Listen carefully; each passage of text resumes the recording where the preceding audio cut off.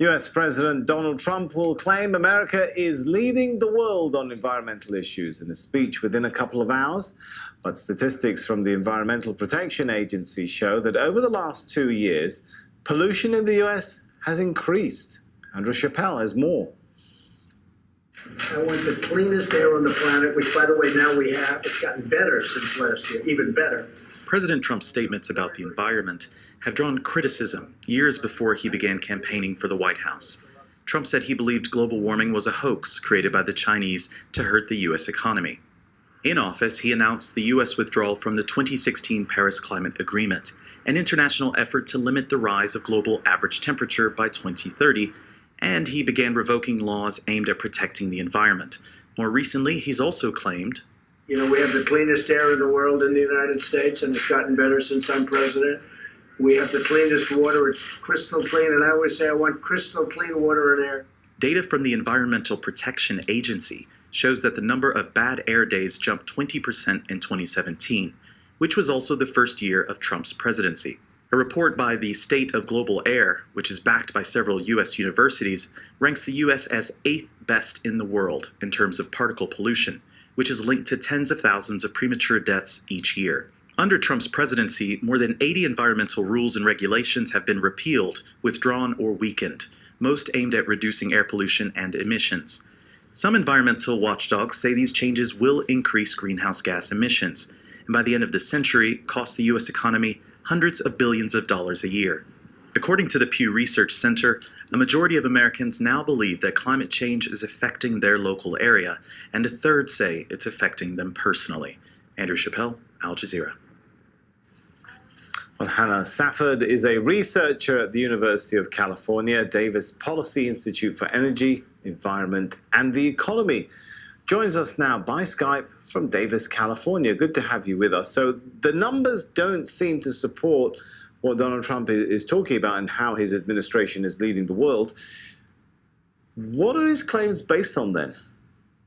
The numbers certainly don't seem to support what he's going to talk about in an hour. My understanding is that President Trump is doing this speech as environmental issues, especially global warming, are beginning to take precedence in voter mind leading up to the U.S. 2020 presidential election. We saw in the first Democratic primary presidential debates climate change be a big issue, and now voters are starting to critique President Trump for the environmental rollbacks and the removal from the Paris Accord that was mentioned at the top of the story. My understanding is that the president expects to emphasize the clean air and clean water that the United States has, but we really have that despite President Trump, not because of him. Strong legislation was enacted in the U.S. in the 1970s and the 1980s to protect the water and air. That legislation continues on the books today, but President Trump has actually rolled back enforcement, rolled back protections encompassed by those laws, not strengthened them.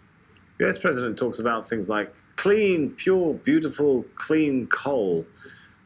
The picture that emerges, though, is one of rising pollution, and that coal as an industry as a whole in the US hasn't really seen that resurgence.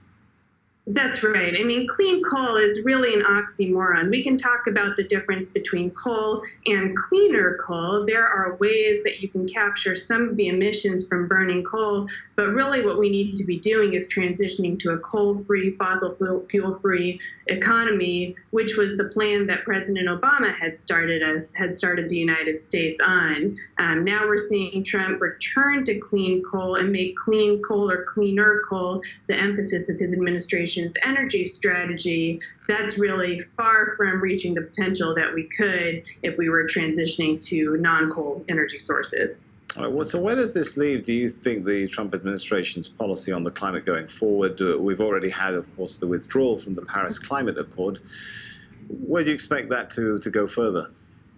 So one thing that not a lot of people know is that even though President Trump has announced his intention to remove the United States from the Paris Climate Accord, that can't actually take effect until after the U.S. 2020 presidential elections. The provisions of the agreement prevent that from happening. So really a lot depends on the outcome of the U.S. 2020 elections. If President Trump wins re-election, we do expect to see him continue to move towards pulling the United States out of that accord. If, however, he doesn't win re-election, the next president could decide to reinsert the United States back into that accord. Okay. Thanks so much for your analysis there, Hannah Safford. Thank you.